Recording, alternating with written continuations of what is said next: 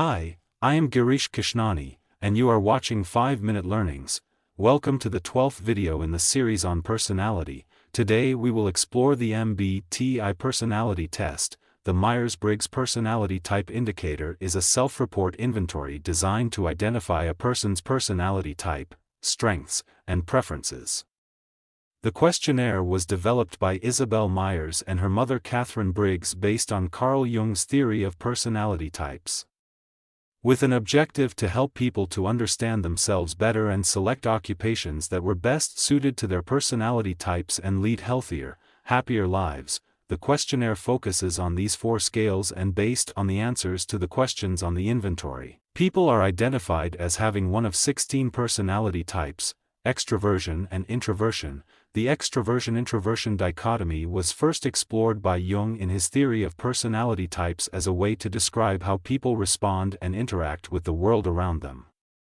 While these terms are familiar to most people, the way in which they are used in the MBTI differs somewhat from their popular usage. Extroverts are outward-turning and tend to be action-oriented, enjoy more frequent social interaction, and feel energized after spending time with other people.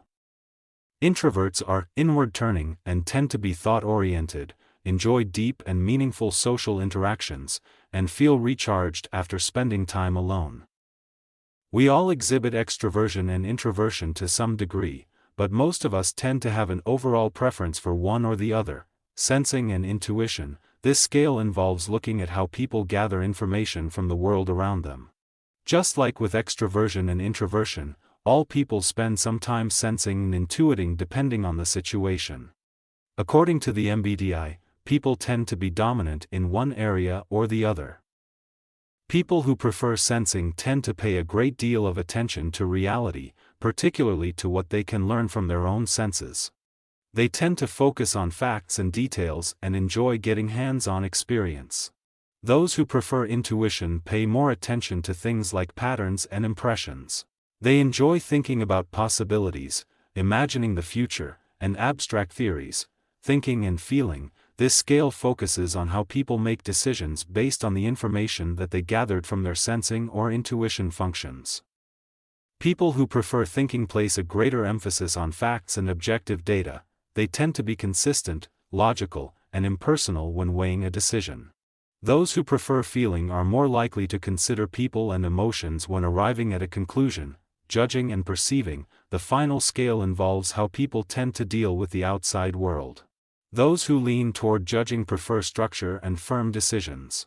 People who lean toward perceiving are more open, flexible, and adaptable. These 2 tendencies interact with the other scales. Remember, all people at least spend some time engaged in extrovert activities. The judging-perceiving scale helps describe whether you behave like an extrovert when you are taking in new information, sensing and intuiting, or when you are making decisions, thinking and feeling. Each of the 16 the Myers-Briggs personality types is then listed by its 4-letter code. Myers-Briggs Type Indicator can provide a lot of insight into your personality, which is probably why the instrument has become so popular. Even without taking the formal questionnaire, you can probably immediately recognize some of these tendencies in yourself. According to the Myers-Briggs Foundation, it is important to remember that every type has value. For example, while working in group situations in school or at work, recognizing strengths and weaknesses of group members can help the group to better assign tasks and work together on achieving their goals. The MBTI is just one approach to personality typing. Personality typing refers to systems that categorize people based on their traits, tendencies, and other characteristics.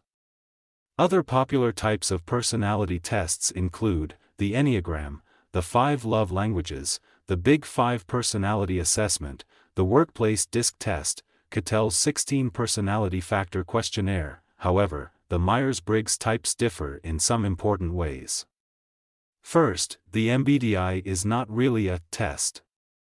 There are no right or wrong answers. And one type is not better than any other type. The purpose of the indicator is not to evaluate mental health or offer any type of diagnosis. Also, unlike many other psychological evaluations, your results are not compared against any norms. Instead of looking at your score in comparison to other people's results, the instrument's goal is to simply offer further information about your unique personality. According to the Myers-Briggs Foundation, the MBTI meets accepted standards of reliability and validity. The official website for the test suggests that it has a 90% accuracy and test-retest reliability rating. Because the Myers-Briggs Personality Type Indicator is relatively easy to use, it has become one of the most popular psychological instruments currently in use today. Approximately 2 million U.S. adults complete the inventory each year. While there are many versions of the MBTI available online, it should be noted that any of the informal questionnaires that you may find on the internet are only approximations of the real thing. The real MBTI must be administered by a trained and qualified practitioner that includes a follow-up of the results. Today, the questionnaire can be administered online via the instrument publisher, CPP, Incorporation, and includes receiving a professional interpretation of your results. The current version of the Myers-Briggs Type Indicator includes 93 force-choice questions in the North American version and 88 force-choice questions in the European version. For each question, there are 2 different options from which the respondent must choose.